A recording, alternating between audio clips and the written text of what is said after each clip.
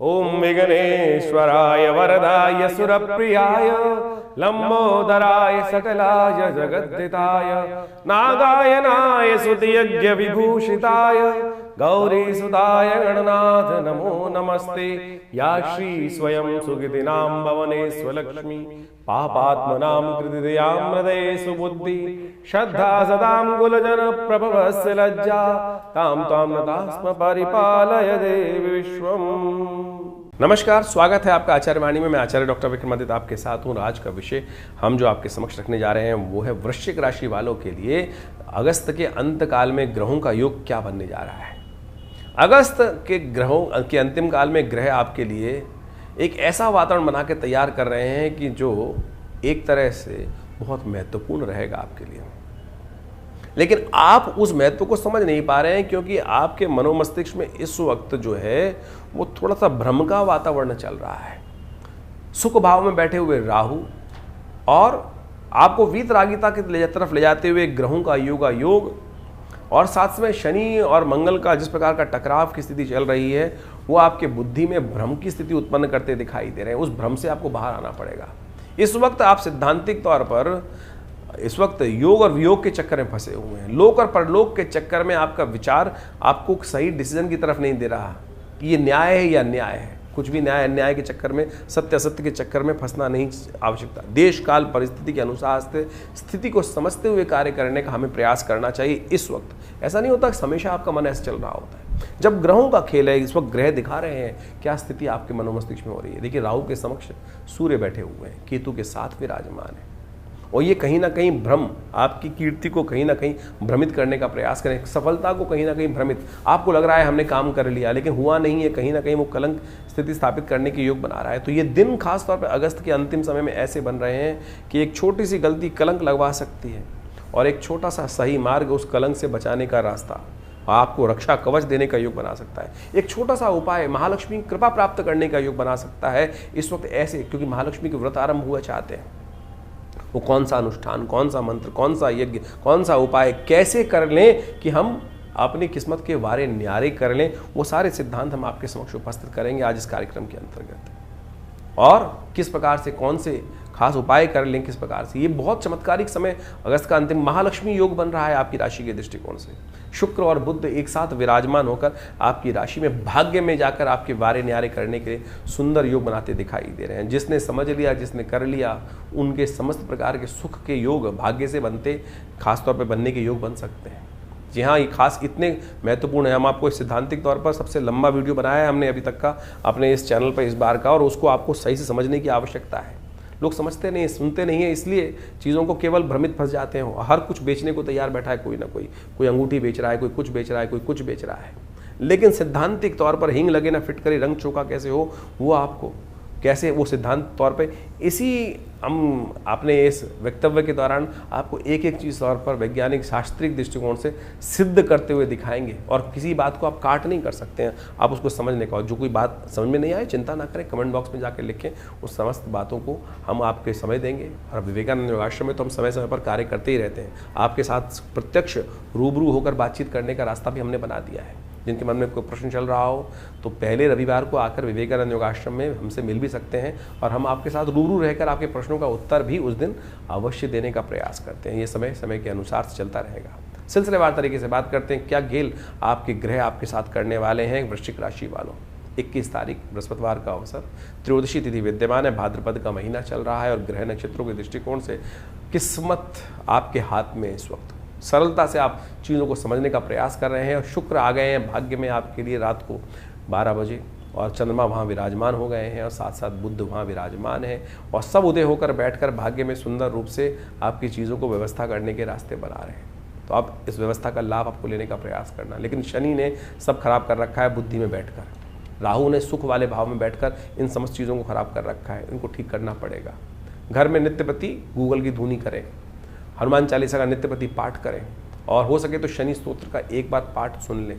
कैसे करेंगे उसके लिए हमने एक नया रास्ता बना दिया है। हमारे इस चैनल पर ही एक लिंक दिया गया है कि जो शनि स्तोत्र को आप नित्य प्रति श्रवण करें, 108 बार श्रवण करें, सुन लें, 2-4 बार खुद भी कर लें, तो बिल्कुल चमत्कारिक परिवर्तन करने का योग ये ग्रह बना देंगे आपके लिए। 22 तारीख का दिन, शुक्रवार का दिन, चतुर्दशी तिथि विद्यमान है, अघोर चौदस का योग बन रहा है। शिव कृपा से रास्ता बन जाएगा आपकी राशि के दृष्टिकोण से, क्योंकि भावी मेट सके त्रिपुरारी हमारे जीवन में जो कष्ट हम भोगते हैं किसी पड़ोसी के कर्म से नहीं भोगते हैं, अपने ही कर्मों से भोगते हैं। और हम अज्ञानता में कई बार वो गलत रास्ते पे चल जाते हैं, उसको ठीक करने का मार्ग है इस दिन, शिव चौदस के दिन, जिस दिन शरद ऋतु आरंभ हो रही है, वर्षा ऋतु समाप्ति तरफ चली जाने के बाद नया कुछ उदय होने का रास्ता बनता दिखाई दे रहा है। उस दिन शिव का सुंदर गऊ के दुग्ध से अभिषेक कर भगवान का आशीर्वाद, अघोर मंत्र जो है ना, अघोरेभ्यो अथ घोरेभ्यो घोर घोर तरेभ्या सर्वेभ्या सर्व सर्वेभ्यो नमस्ते असुद्रूपेभ्या, यह अघोर कल्प का मंत्र है। इसके द्वारा भगवान का स्तवन कर आप अनेक कष्टों को दूर करने के योग बना सकते हैं। 23 तारीख शनिवार का अवसर और इस दिन अमावस्या योग है, शनिचरी अमावस्या का योग बना है। इस बार शनि का उपाय करना आपके लिए बहुत ज़रूरी, क्योंकि बुद्धि भाव में बैठे हुए शनि महाराज इन दिनों आपकी राशि में चित्त और क्षय और मात का खेल खेलते दिखाई दे रहे हैं। और ग्रहों के दृष्टिकोण से आप समझें, सफलता की तरफ ग्रह आपको अग्रसित करते दिखाई दे रहे हैं। लेकिन यदि आपने उपाय नहीं किया तो कुछ नहीं मिलेगा। इसलिए शनि के निमित्त हनुमान जी का स्तवन करें, वो आपके लिए सबसे ज़रूरी रहेगा। उनका पाव प्रभाव अपने जीवन में लेने का प्रयास करें, बहुत ज़रूरी, क्योंकि शनि मंगल का इस वक्त टकराव है। लाभ की स्थिति बनते बनते कहीं ना कहीं चीज़ें आपके हाथ से निकलती दिखाई दे रही हैं, क्योंकि कहीं ना कहीं थोड़ी सी समस्याएं आपके जीवन में चल रही हैं। तो इसलिए आवश्यकता है काफ़ी लंबे रूप से शनि के स्तोत्र का नित्य प्रति पाठ करने की। 24 तारीख रविवार का अवसर है, प्रतिपदा आरंभ करने का योग, यानी शुक्ल पक्ष आरंभ होने का योग बन रहा है। और इस दिन का खास योग है, जी हाँ, बहुत खास योग है इस दिन। आप चमत्कार देखना चाहते हैं, कष्ट से निवृत्त होना चाहते हैं, लेकिन चल रहे होते हैं सीधे सीधे कोई ना कोई आपको गर्दन पे आके पकड़ लेता है, चल भाई तूने कुछ गलत काम किया है। और आप लाख बार कहते हैं हमने कुछ नहीं किया भाई, हमने कुछ नहीं किया, लेकिन फिर भी वो कलंक का टीका आपके माथे पे आके लग जाता है बिना कारण के। वो किस लिए होता है? आपके कर्म के अनुसार से, अज्ञान में किए हुए कर्म के अनुसार से। इस दिन एक खास उपाय होने वाला है, वो कर लेंगे तो खास तौर पे ग्रह योग दिखा रहे हैं आपकी राशि के दृष्टिकोण से कि इस वक्त बुद्धि में अनजाने में कई दोष आपके जीवन में उदय होने के योग बन सकते हैं आने वाले समय में। उन सब दोषों से बचने के लिए आपको, शनि चल रहे हैं वक्री इन दिनों, तो उसको उपाय करने के लिए खासतौर पर ध्यान रखना पड़ेगा। देव कृपा से इस दिन बनने वाला है एक खास योग, शाम के समय बनेगा। चांद निकलेंगे, चांद का दर्शन कर लीजिएगा और उसके बाद माता पिता गुरुजन का आशीर्वाद दे दीजिएगा, थोड़ा गाय का पूजन कर लीजिएगा। एक ऐसा रक्षा कवच आपको प्राप्त हो जाएगा कि आपके बहुत सारे कलंकों से बचने के लिए, नेगेटिव भावों से बचने के लिए चंद्रमा आपको आशीर्वाद दे देंगे। ये भगवान शिव का आशीर्वाद है। जो दूज का चांद वो अपने मस्तिष्क पे धारण करते हैं, वही चांद आपको दर्शन देगा आज बहुत बढ़िया तरीके से सुबह शाम के समय। उदय तो सुबह ही हो जाएंगे, लेकिन दिखाई देंगे शाम को जब सूर्य अस्त हो जाएगा थोड़ी देर के लिए। और अगर आपकी किस्मत अच्छी हुई, बादल नहीं हुए, तो उनका दर्शन कर आप उनका दर्शन कर लेंगे तो ये आपके लिए एक रक्षा कवच बन जाएगा। नहीं तो 4 दिन बाद चांद वो आने वाला है जो कलंक लेकर आ रहा है, उससे कैसे बचना है वो भी हम आपको इसी कार्यक्रम में बताने वाले हैं।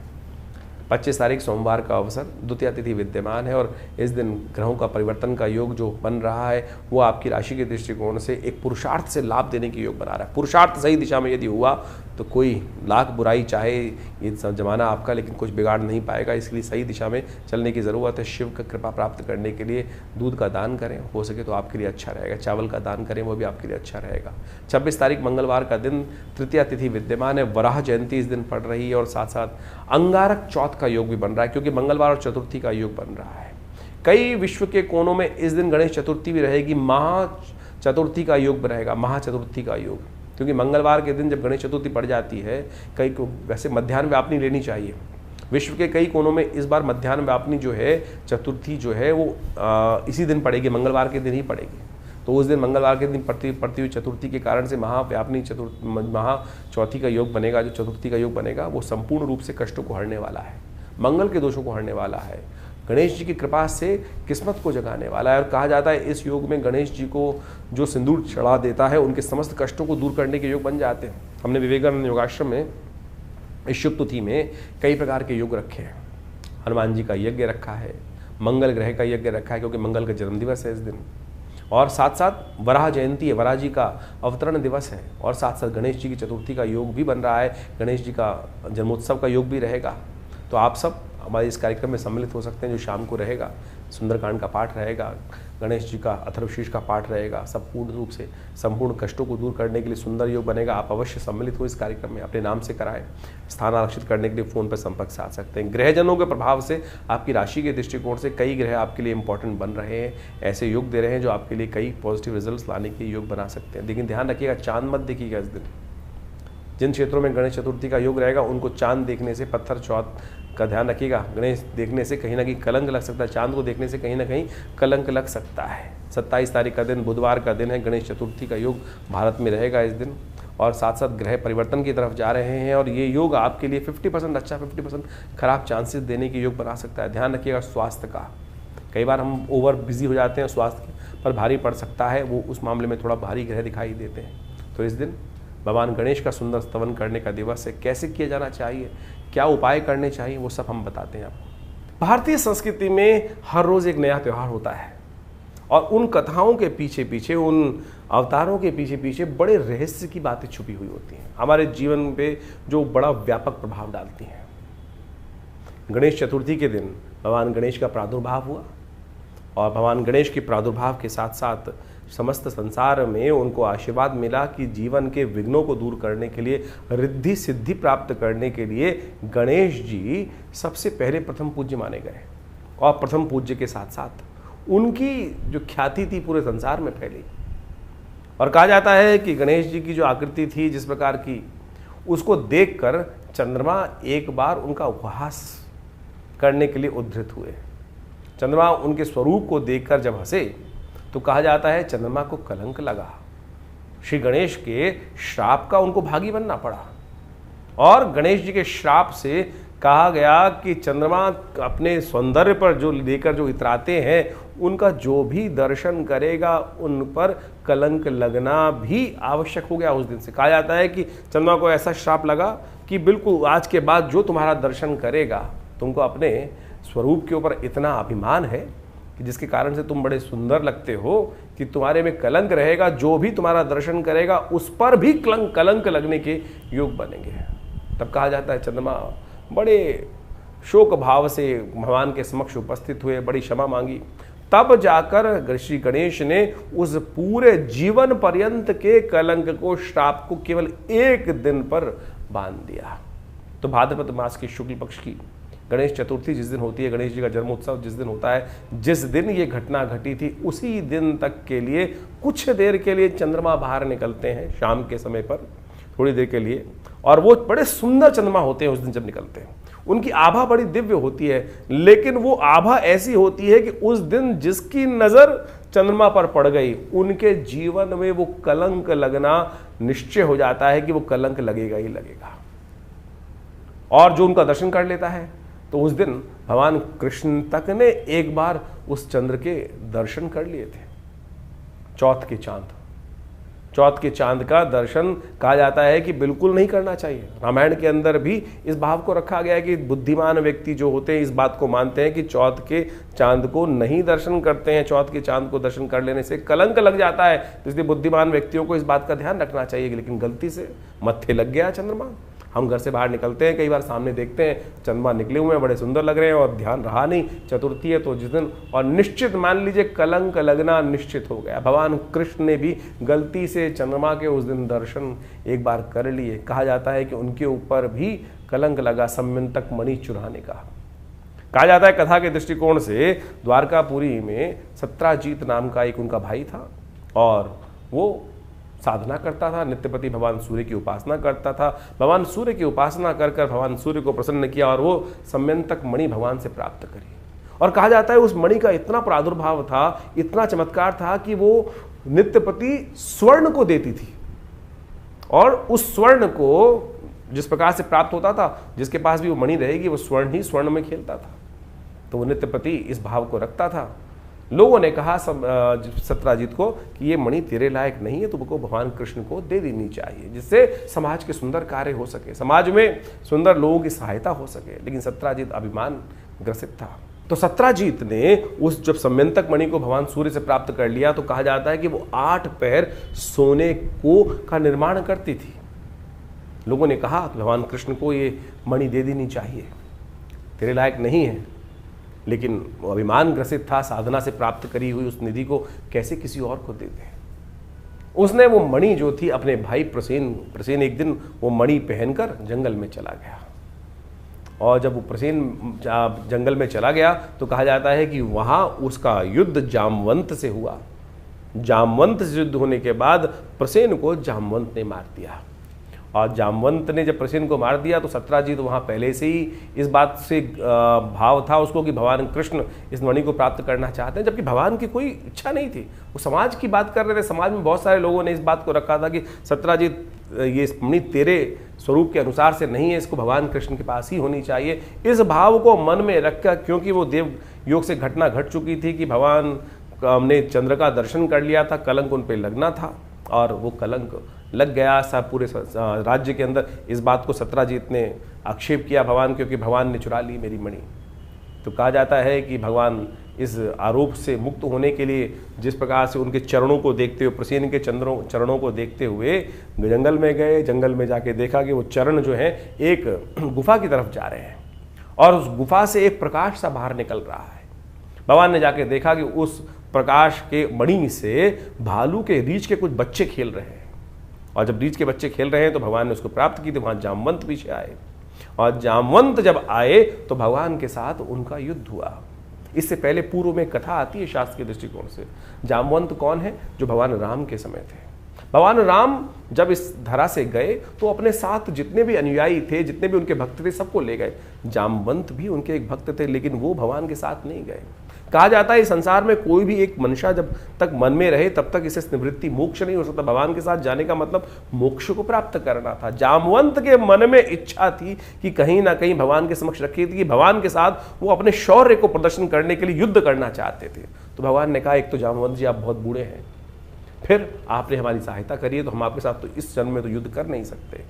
तो इसी कारण से कहा जाता है कि वो इतने लाख वर्ष इसी धरा पे रहे, और जब फिर भगवान कृष्ण का अवतरण हुआ तब भगवान कृष्ण के साथ उनका युद्ध हुआ, और युद्ध में 21 दिन तक लगातार युद्ध होने के बाद वो युद्ध में कहा जाता है कि जामवंत हारे, और वहां से भगवान ने मणि भी प्राप्त करी और जामवती को भी प्राप्त किया, और उन दोनों को लेकर पुनः द्वारका पधारे और वो सत्राजीत को वापस करी और पूरी कथा सुनाई। कहा जाता है इस कथा को सुन लेने से वो जो कलंक होता है वो नहीं लगता है। तो इस बात को हमें ध्यान रखें। इसके साथ एक और बात बता देते हैं हम आपको, इस कथा के साथ साथ समझ लेनी चाहिए कि इससे पहले जो दूज का चांद निकलता है, जो इसी मास में शुक्ल पक्ष का आरंभ जब होता है उस दिन दूज के दिन भी चांद निकलता है। कहा जाता है इसीलिए भारतीय संस्कृति में परंपरा बनी कि दूज का चांद अवश्य देखना चाहिए।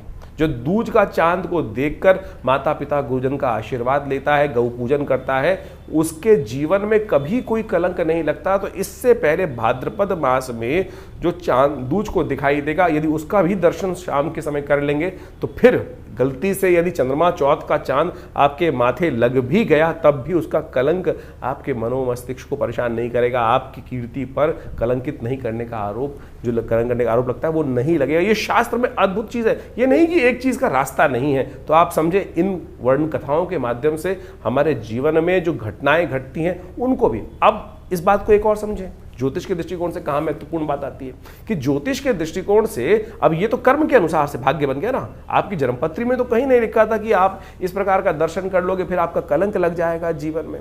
ये तो आपके जीवन में कर्म के द्वारा किया गया प्रभाव आपके जीवन में उपस्थित होता है। यानी आपकी जन्मपत्री के अलावा जन्मपत्री जो बनी वो तो आपके पूर्व अर्जित कर्मा के अनुसार से आपके जन्म के समय का एक चार्ट बनकर आया, लेकिन उसके बाद जितना आप आगे चलते जाएंगे तो आपके जीवन के घटनाक्रम जिस प्रकार से चल रहे हैं, जैसा आप कर्म कर रहे हैं उसके अनुसार से आपके भाग्य बन रहे हैं। बहुत सारे लोग इस बारे में एक प्रश्न भी कर लेते हैं कई बार।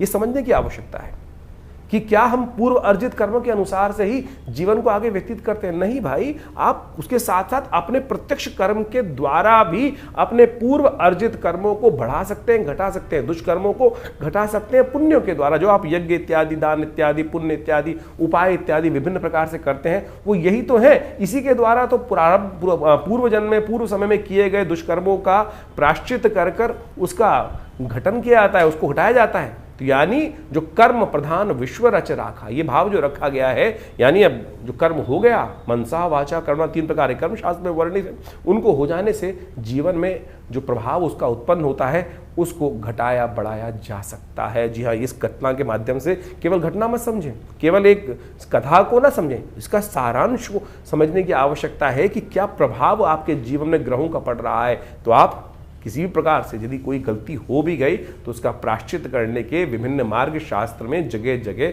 वर्णित किए गए हैं। तो इस कथा के माध्यम से हम समझें। तो इस दिन भगवान का स्तवन करें, श्री गणेश का स्तवन करें। अब जो कर्म हो गया, अब चंद्रमा के द्वारा भी तो गलत कर्म हुआ, वो चाहते तो नहीं थे, लेकिन क्या हुआ, सामने एक ऐसी स्थिति बनकर आ गई, भगवान शंकर के पुत्र के ऊपर हाथी का चिन्ह लग गया। तो कोई भी व्यक्ति जब कुछ ऐसी प्रकार से एक अजीब चीज़ देखता है तो उपहास उठाने का एक स्वाभाविक प्रयास करता है। वो उपहास का जो उपहास यानी हास मजाक करने का कितना दुष्प्रभाव हुआ कि चंद्रमा पर जीवन पर्यंत का कलंक लग गया। लेकिन फिर उन्होंने पश्चाताप किया, भगवान के समक्ष क्षमा मांगी, तो उस क्षमा मांग के 365 दिन पूरे जीवन का कलंक हटाकर केवल 2 आधे घंटे के लिए उस कलंक को बांध दिया गया। चल इतनी देर के लिए तेरे को प्रायश्चित इतनी देर तो करना ही पड़ेगा, इतना तूने जो किया। तो यानी जिस प्रकार के भी ये कर्म करते हैं, लेकिन सबसे पहले हम समझें कि हमारी गलत हुआ, उसको ठीक करने का मार्ग अवश्य बनाने का प्रयास करें। इन कथाओं के माध्यम से ज्योतिष के साथ हम कई बार एक कथा सुनाते हैं, तो इस बात को हमें समझना चाहिए कि इन सब का महत्व ज्योतिष के साथ है। ज्योतिष बिना पुराण के अनुसार से नहीं समझी जा सकती। ज्योतिष केवल ग्रहों का खेल नहीं है।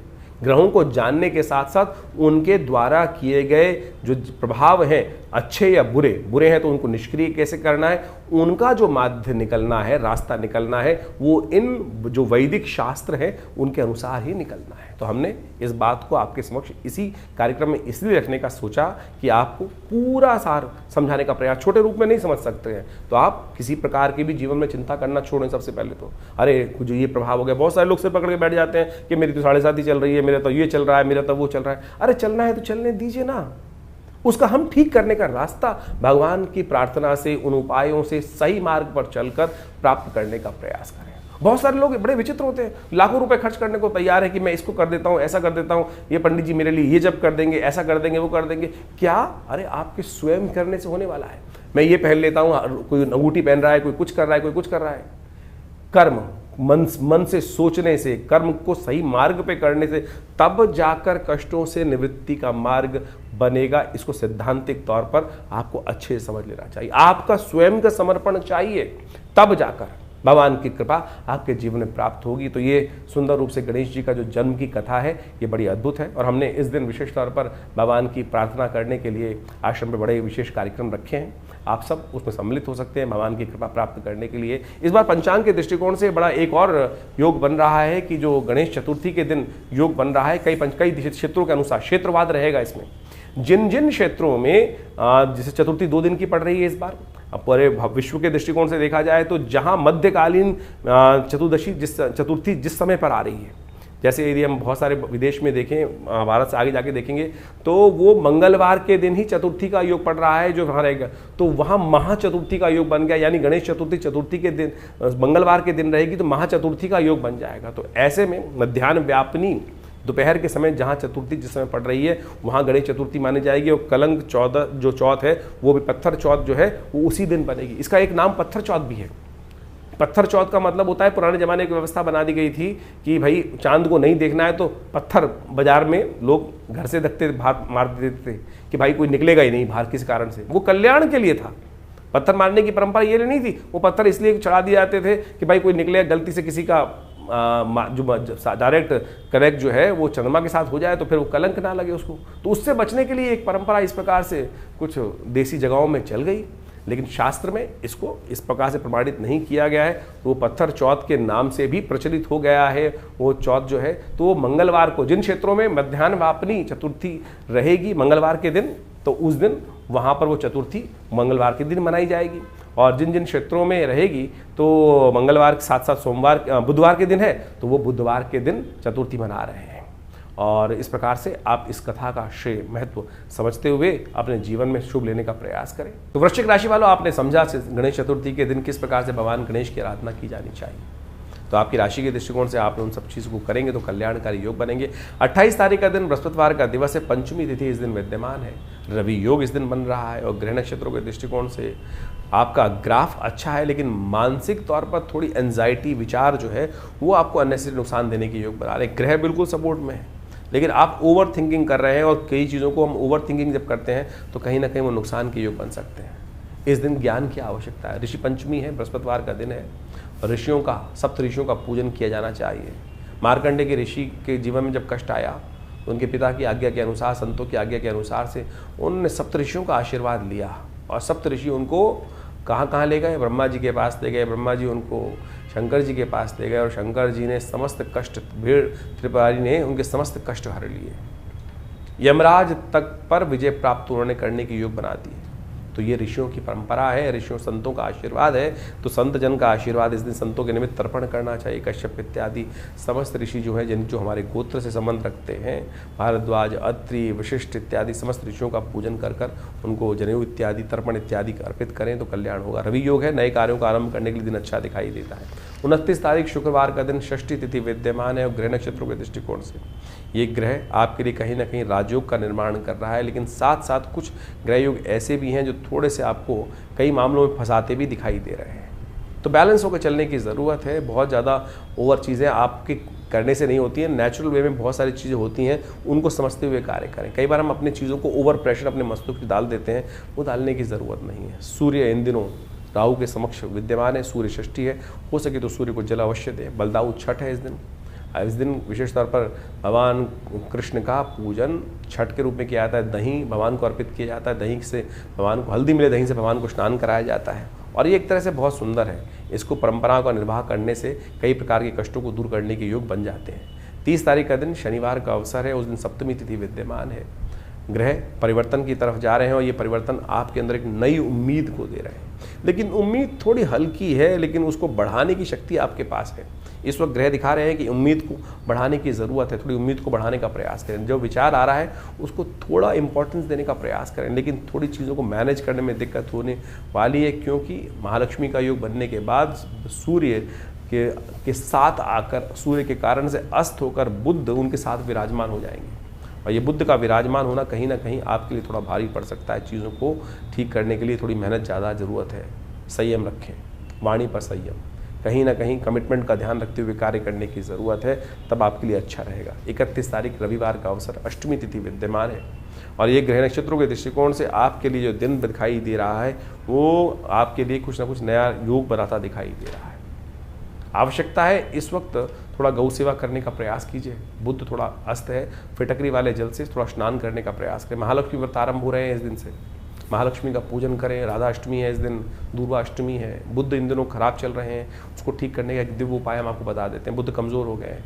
भगवती दुर्गा को 108 अंकुरों की माला बनाकर, दुर्वा अंकुरों की माला बनाकर अर्पित की जाए। वैसे शास्त्र में भगवती दुर्गा को घास दूर्वा नहीं चढ़ाई जाती दुर्गा जी को, लेकिन भादों की अष्टमी के दिन ग्रहों के निवारण के लिए ये शास्त्र में उपाय वर्णित है कि 108 दुर्वा अंकुरों की माला बना के भगवती दुर्गा को अर्पित किए जाने से बुध का नेगेटिव प्रभाव ठीक करने का रास्ता बन जाता है। इसको बना सकते हैं। महालक्ष्मी को किस प्रकार प्रसन्न करना है वो बहुत विशेष उपाय है। हम केवल बाह्य तौर पर पूजन करके, जैसे लोग बताते हैं वैसा करके समाप्त कर लेते हैं, लेकिन उसका सिद्धांत कुछ अलग है, मंत्र कुछ अलग है जो शास्त्र में वर्णित है। जिन्होंने किया वो उनको चमत्कार देखा है उन्होंने, और वही चमत्कार का रहस्य हम आपके समक्ष रख रहे हैं। तो अभी आपने नित्यप्रति राशि का फल समझने का प्रयास किया और अब आप समझें कि सबसे महत्वपूर्ण जो इस पूरे के पूरे अगस्त के अंदर एक तिथि पड़ रही है वो है महालक्ष्मी व्रत की। इस संसार में समस्त कार्य करने के लिए महालक्ष्मी कृपा चाहिए और महालक्ष्मी को प्रसन्न करने के रास्ते शास्त्र में अनेक विद्यमान हैं। लोग परंपरागत महालक्ष्मी के व्रत रखते ही हैं, लेकिन महालक्ष्मी के व्रत किस प्रकार से किए जाएं, शास्त्र में उसके ऊपर अनेक कथानक, अनेक जो प्रकार हैं, उनकी पूजाओं की पद्धतियां हैं वो विकसित की गई हैं। लेकिन सबसे ज़्यादा महत्वपूर्ण जो है वो है महालक्ष्मी को प्रसन्न करने के ये महालक्ष्मी के जो व्रत हैं विशेष तौर पर। लेकिन व्रत किस प्रकार से किया जाए इसको हमको समझने की आवश्यकता है। ये महालक्ष्मी के व्रत जो हैं ये भगवती महालक्ष्मी का आशीर्वाद किस प्रकार से देंगे। शास्त्र में अनेक प्रकार की कथाएं और अनेक अनेक उपनिषदों में, पुराणों में उनको बहुत महत्वपूर्ण तरीके से स्थान दिया गया है। कहा जाता है कि एक बार महर्षि भृगु भ्रमण करते करते उनकी इच्छा मन में आई कि भगवान के दर्शन किए जाएं। तो वो घूमते घूमते विष्णु लोक पहुँचे। वहाँ कहा जाता है कि भगवान श्री सागर में शेषनाग के ऊपर भगवती के साथ विराजमान थे और योग निद्रा में उस वक्त भगवान गए हुए थे, विश्राम कर रहे थे। महाराज भृगु जब पहुँचते हैं, महर्षि भृगु वहाँ पर, तो भगवान योग निद्रा में होने के कारण से उठते नहीं हैं। तो भृगु को बड़ा विचित्र लगता है, पता नहीं किस कारणवश उन्होंने अपना जो चरण था वो भगवान विष्णु की छाती पर रख दिया और कहा कि आपका भक्त यहाँ आया और आप प्रभु आप विश्राम में हैं। कहा जाता है कि भगवान तत्काल उठे और उन्होंने भृगु को प्रणाम किया और कहा कि महाराज आप आए और मैं विश्राम में रहा। लेकिन जिस प्रकार से उन्होंने चरण से भगवान विष्णु के वक्षस्थल पर आघात किया, कहा जाता है महालक्ष्मी वहीं बैठी हुई रुष्ट हुई थी। जो रुष्ट हुई तो उन्होंने महाराज भृगु को श्राप दिया कि आज के बाद हम किसी भी प्रकार से जो आप लोगों के पास नहीं आएंगे। भृगु महाराज ने भी बड़े उत्कृष्ट प्रकार के विद्वान ऋषि रहे और उन्होंने वर्णन, शास्त्र में वर्णन मिलता है कि उन्होंने भगवती के सामने अनुनय विनय के साथ एक प्रार्थना करी कि भगवती, ये मेरा भगवान का एक निजी संवाद था, भक्त हूँ और भक्त की विशेष तौर पर एक भगवान के साथ अपने दास की, अपने स्वामी के साथ एक बड़ी तारतम्यता होती है, एक घनिष्ठ प्रेमता होती है। और भगवान ने कुछ नहीं कहा, लेकिन आपने श्राप दिया, मैं उसको स्वीकार करता हूं, लेकिन ऐसे मंत्र बनाता हूं। महर्षि भृगु के द्वारा बनाए गए श्री विद्या के अंतर्गत आए श्री सूक्त का निर्माण उन्होंने उस कथानक के बाद किया और कहा कि जो मैं क्या, ऋषि क्या, कोई भी वर्ण का व्यक्ति संसार में इन मंत्रों को जप करेगा, उनके द्वारा यज्ञ करेगा, इस पद्धति के द्वारा कार्य करेगा, तो माँ भगवती आपको उस दास पर कृपा करनी ही पड़ेगी। और उनके द्वारा बनाए गए वो मंत्र विशेष तौर पर कहा जाता है महालक्ष्मी सूक्त के रूप में उपस्थित है। ऋग्वेद में आए हुए उपनिषद के अंतर्गत, ऋग्वेद उपनिषद के अंतर्गत आए हुए महालक्ष्मी सूक्त के अंदर इन मंत्रों का वर्णन मिलता है। और सत्य माने हमने इसके ऊपर बहुत शोध किया। ये जो विधि है श्री सूक्त की, ओम हिरण्यवर्णाम हरणिम सुवर्ण रजत सृजाम चंद्राम हिरण्यमयीं लक्ष्मीं जात वेदो माव ताम आव जात वेदो लक्ष्मी मनमगामिनीं यस्याम हिरण्यम विंदेयम कामश्वम पुरुषानहम। ये जो 16 मंत्र है, हमने 2 मंत्र आपके समक्ष इस वक्त यहाँ रखे। इनको जो नित्यपति इनके द्वारा भगवती महालक्ष्मी की आराधना करते हैं, और तो कहा जाता है कि महालक्ष्मी बाध्य हो जाती हैं उस जातक पर अपनी कृपा करने के लिए। तो इन महालक्ष्मी के जो व्रत आरंभ हो रहे हैं 31 तारीख से, भाद्रपद मास कि जो अष्टमी जो बन रही है उस दिन से ये महालक्ष्मी व्रत आरंभ जो हो रहे हैं। इस दिन से नित्यपति भगवती की षोडशोपचार पूजन करने के उपरांत इन मंत्रों का जप और नित्यपति घी के द्वारा, कमल के बीजों के द्वारा और बिल्व की सामग्री का उपयोग करते हुए, समस्त चीज़ों का उपयोग करते हुए श्रद्धा भाव से यदि नित्यपति इन मंत्रों का जप आप इन 16 दिनों में करेंगे तो भगवती महालक्ष्मी की असीम कृपा प्राप्त होने का योग बन जाता है। बाह्य तौर पर बहुत सारे लोग व्रत करते हैं, लेकिन बाह्य रूप से उनकी पूजा कर लेते हैं, प्रार्थना कर लेते हैं, उनका पूजन कर लेते हैं, और वो तो पूजा हुई, व्रत कहाँ हुआ, जो उनके समर्पण भाव हुआ। लेकिन जो मूल कारण है, जो है कृपा प्राप्ति करने का जो सिद्धांत है, फिनोमिना क्या है, वो पद्धति क्या है, वो ये श्री सूक्त का जप है, श्री सूक्त का यज्ञ है। यदि इन श्री सूक्त के मंत्रों का नित्यपति यज्ञ कर दे, हमारे इस चैनल के ऊपर आप डिस्क्रिप्शन में जाकर उन मंत्रों को देख सकते हैं। हमने उसका पूरा यज्ञ अपने इस चैनल पर रखा है, डाला है, और ज़्यादा से ज़्यादा 1.5 मिनट में वो 16 मंत्र पूरे हो जाते हैं। और नित्यपति यदि उनका 108 बार श्रवण, उसका स्तवन आप करना शुरू कर दें तो भगवती महालक्ष्मी की कृपा प्राप्त करने का, जो चाहो जैसा चाहो वैसा होने के योग, चमत्कार एक नहीं हजारों बार हमने देखा। हम भी संसार में रहते हैं और जो व्यवस्था अब चलती है भगवती कृपा से अद्भुत रूप से वो कृपा प्राप्ति के योग बन सकते हैं। तो आप कैसे भी जीवन में दुर्भाग्य के योग बने हुए हों और ग्रहों का अशुभ प्रभाव हो, वो मंत्र वो शक्ति है कि मंत्र जो है वो देवताओं को बाध्य कर देते हैं आप पर कृपा करने के लिए, ग्रहों के दुष्प्रभाव को एक तरफ कर देते हैं यदि इन शास्त्रोक्त विधि के अनुसार से। हमारी भारतीय संस्कृति ऐसी चमत्कारिक संस्कृति है कि जो कहा साथ साथ क्या है कि जो बिल्कुल पद्धति युक्त है कि अगर आप पूर्ण इस श्रद्धा के अनुसार से, विश्वास के अनुसार से इस मार्ग पर चलोगे तो उस गंतव्य के निष्कर्ष पर, अंतिम लक्ष्य को प्राप्त करने का रास्ता बनेगा ही, उसमें कोई दो राय हो ही नहीं सकती हैं। तो ये मंत्र विज्ञान का चमत्कार है जो हमने आज इस कथा के माध्यम से आपके समक्ष रखा है। तो इस भाद्रपद मास के जो महालक्ष्मी के व्रत आरंभ हो रहे हैं, इसमें इन 16 दिनों में नित्यपति, हमने विवेकानंद योगाश्रम में इसके लिए पूरा नित्यपति यज्ञ रखा है और पूर्ण विधि के अनुसार से भगवती महालक्ष्मी के ये अनुष्ठान को किया जा रहा है। आप भी उसमें अपना भाग ले सकते हैं। पूरी व्यवस्था जानने के लिए हमारे जो आश्रम के नंबर्स हैं उन पर संपर्क साध सकते हैं। आपके कैसे भी ग्रह योग हो, कोई बड़ा का कार्य हो, हमने जितनी बार भी, जिसके लिए भी, जब भी, अपने लिए भी, जैसे जब आवश्यकता के अनुसार से करते हैं तो भगवती के ये मंत्र चमत्कार दिखाते हैं। और ये बाण वो बाण है कि लक्ष्य भेद कर ही आता है और लक्ष्य की पूर्ति की तरफ ही काम करता है। तो बड़ी श्रद्धा के साथ आप इन महालक्ष्मी व्रतों को करें, श्रद्धा के साथ इन तरफ चलें। हमारा विश्वास है कि भगवती कृपा से आपके अद्भुत मनोकामना सिद्धि के योग अवश्य बनेंगे। तो इस कार्यक्रम में हमने आपके समक्ष समस्त राशि का प्रभाव उपस्थित किया, तो आप इस पर चलकर, इन मंत्रों को जानकर, इस विधि को जानकर अपने जीवन में कल्याण का मार्ग प्रशस्त करें। धन्यवाद।